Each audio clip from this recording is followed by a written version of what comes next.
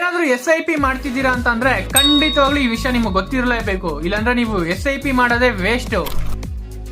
ನೀವೇನಾದ್ರೂ SIP ಅಲ್ಲಿ regular SIP ಮಾಡ್ತಾ ಇದ್ರೆ ಇವಾಗೆ ಸ್ಟಾಪ್ ಮಾಡಿ ಸ್ಟೆಪ್ ಅಪ್ SIP ಮಾಡಿ.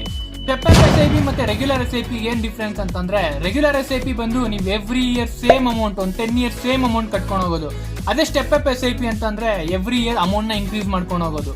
ಸೊ ಈ ಇಯರ್ ಒಂದು 10,000 ಹಾಕ್ತಿದ್ದೀರಾ ಅಂದ್ರೆ ನೆಕ್ಸ್ಟ್ ಇಯರ್ ಒಂದು 15,000. ಸೊ ಇದರಿಂದ ಏನ್ ಡಿಫ್ರೆನ್ಸ್ ಅಂತಂದ್ರೆ, ನೀವೇನಾದ್ರೂ ಇನ್ಫ್ಲೇಷನ್ ನ ಬೀಟ್ ಮಾಡ್ಬೇಕಂದ್ರೆ ಖಂಡಿತವಾಗ್ಲೂ ನೀವು ಸ್ಟೆಪ್ ಅಪ್ SIP ಮಾಡಲೇಬೇಕು. ಯಾವ ತರ ನಿಮ್ಗೆ ಎಕ್ಸಾಂಪಲ್ ಅಂತಂದ್ರೆ, ಫಾರ್ ಎಕ್ಸಾಂಪಲ್ ನೀವು ಒಂದು ಎವ್ರಿ ರೆಗ್ಯುಲರ್ SIP ಒಂದು 10 ವರ್ಷ ಸೇಮ್ ಅಮೌಂಟ್ ಮಾಡ್ಕೊಂಡು ಹೋಗಿದ್ರೆ, ಸೊ 10 ವರ್ಷ ಆದ್ಮೇಲೆ ಆ ಫಂಡ್ ಒಂದು 50 ಲಕ್ಷ ಇರುತ್ತೆ. ಸೊ ಆ ಟೈಮ್ಗೆ 50 ಲಕ್ಷ ಬಂದ್ಬಿಟ್ಟು 30 ಲಕ್ಷ ವ್ಯಾಲ್ಯೂ ಇರುತ್ತೆ. ಅದೇ ನೀವು ಸ್ಟೆಪ್ ಅಪ್ SIP ಮಾಡ್ಕೊಂಡು ಹೋದ್ರೆ ಆ ಟೈಮ್ಗೆ 50 ಲಕ್ಷ ಇರೋದು 50 ಲಕ್ಷನೇ ವ್ಯಾಲ್ಯೂ ಇರುತ್ತೆ. ಸೊ ನೀವು ಇನ್ಫ್ಲೇಷನ್ ನ ಮೀಟ್ ಮಾಡ್ಬೇಕಂದ್ರೆ ಖಂಡಿತವಾಗ್ಲೂ ನೀವು ಸ್ಟೆಪ್ ಅಪ್ SIP ನ ಮಾಡಲೇಬೇಕು. ಬಟ್ ರೆಗ್ಯುಲರ್ SIP ಮಾಡಿದ್ರೆ ನೀವು ಇನ್ಫ್ಲೇಷನ್ ನ ಬೀಟ್ ಮಾಡಕ್ಕಾಗಲ್ಲ, ಬಟ್ ನಿಮ್ ವ್ಯಾಲ್ಯೂ ಬಂದ್ಬಿಟ್ಟು ಆಗಿನ ಟೈಮಲ್ಲಿ ಕಡಿಮೆನೇ ಇರುತ್ತೆ. ಓಕೆ ಗೈಸ್, ಈ ವಿಡಿಯೋ ಏನಾದ್ರು ನಿಮ್ಗೆ ಇಷ್ಟ ಆಗಿದ್ರೆ ಲೈಕ್ ಮಾಡಿ ಮತ್ತೆ ನಮ್ಮ ಪೇಜ್ ನ ಫಾಲೋ ಮಾಡಿ. Thank you.